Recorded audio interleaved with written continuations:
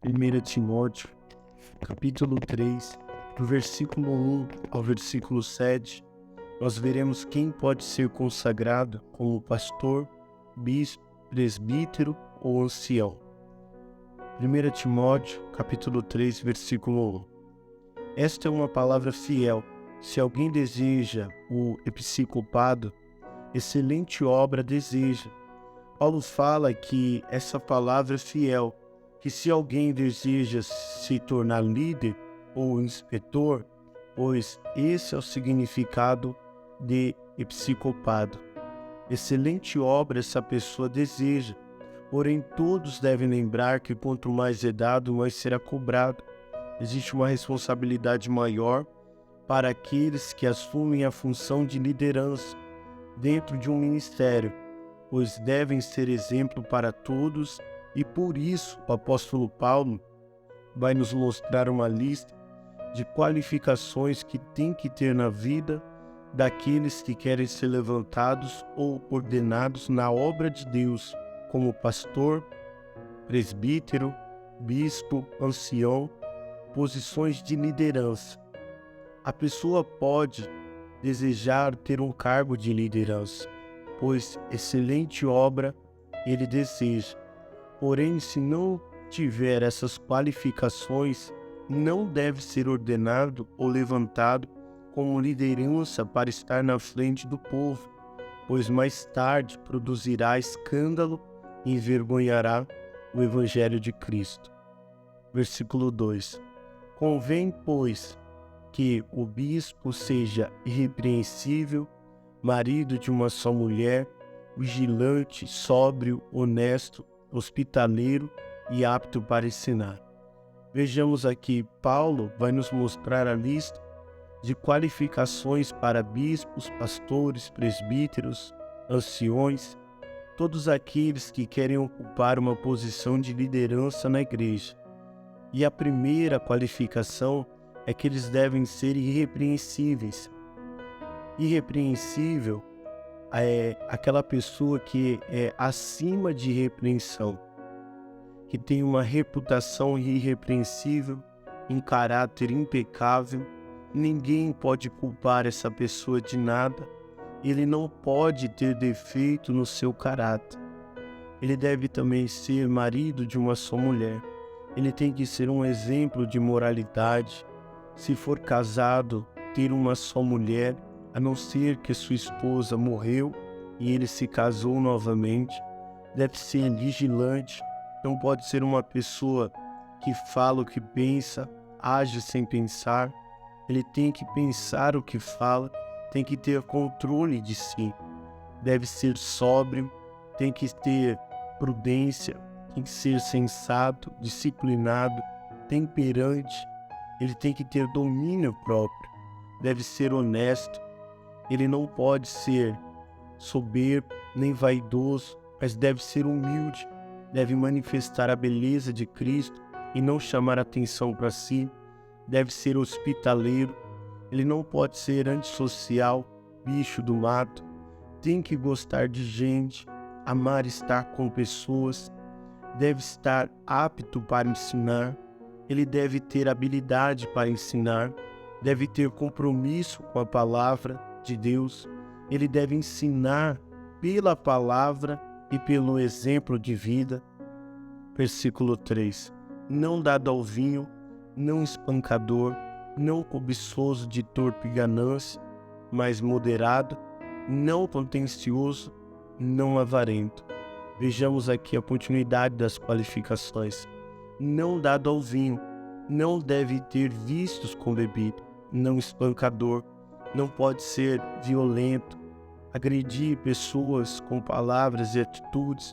Ele não pode ser líder se ele humilha e machuca pessoas com palavras e atitudes. Não cobiçoso de torpe ganância, mas moderado.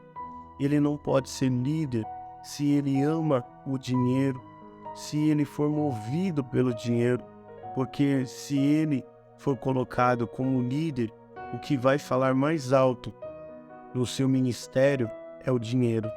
Ele não vai se preocupar com as vidas, mas com o dinheiro delas. não contencioso. Ele não pode ser líder se ele vive causando disputas e divisões aonde ele vai. Não avarento. O avarento é aquela pessoa que é apegada mais ao dinheiro do que a Deus, mais ao dinheiro do que ao ministério. Ele só pensa nos bens. Ele é uma pessoa interesseira. O líder não pode ser avarento. Ele deve amar mais a Deus e as almas do que o dinheiro. Versículo 4. Que governe bem a sua própria casa, tendo seus filhos em sujeição com toda a modéstia. Ele deve ser um bom chefe de família. Ele corrige os seus filhos e eles o respeitam. Ele é aquele pai que disciplina e instrui. Versículo 5. Porque se alguém não sabe governar a sua própria casa, não terá cuidado da igreja de Deus. Ele entende que o seu primeiro ministério antes da igreja, é a sua própria casa e a sua família. E esses são os seus primeiros membros desta igreja e desse ministério. E que se ele não governa bem a sua casa, ele não está apto para governar a casa de Deus. Versículo 6. Esta pessoa que assume um cargo de liderança não pode ser não neófito, para que, ensoberbecendo-se, não caia na condenação do diabo. Não neófito é aquele que quer assumir um cargo de liderança, mas ele não pode ser novato ou novo convertido, porque ele está mais sujeito à vaidade e ao orgulho. Existe um perigo muito grande para aqueles que são ordenados e levantados na obra de Deus. É caírem no mesmo pecado de Satanás, o orgulho espiritual, e se tornarem participantes da sua queda. Jesus falou sobre isso quando enviou seus discípulos para fazerem a obra. Lá em Lucas, capítulo 10, versículo 17 a 20, diz: E voltaram os 70 com alegria, dizendo: Senhor, pelo teu nome até os demônios se sujeitam a nós. E disse-lhes: Eu via Satanás com um raio caídos. Eis que vos dou poder para pisar serpentes e escorpiões, e toda a força do inimigo, e nada vos fará dano algum. Mas não vos alegreis porque vos sujeitem os espíritos, mas alegrai-vos antes por estarem os vossos nomes escritos nos céus. O orgulho espiritual tem sido a queda de muitos cristãos.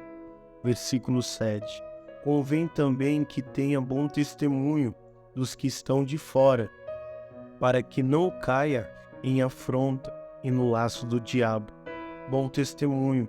Aquele que quer assumir um cargo de liderança na igreja deve ter um bom testemunho fora da igreja, no meio da sua família, no seu trabalho, diante dos seus vizinhos. Muitos caem no erro de dizer: eu não me importo o que as pessoas pensam de mim e dizem de mim. Mas calma aí, e se for verdade o que elas estão dizendo? Então, aqueles que querem assumir uma posição de liderança devem ter um bom testemunho fora da igreja para ocuparem a posição de liderança, seja como pastor, presbítero, bispo, ancião, para serem exemplo para os outros que vão se achegar a Cristo e para os demais irmãos.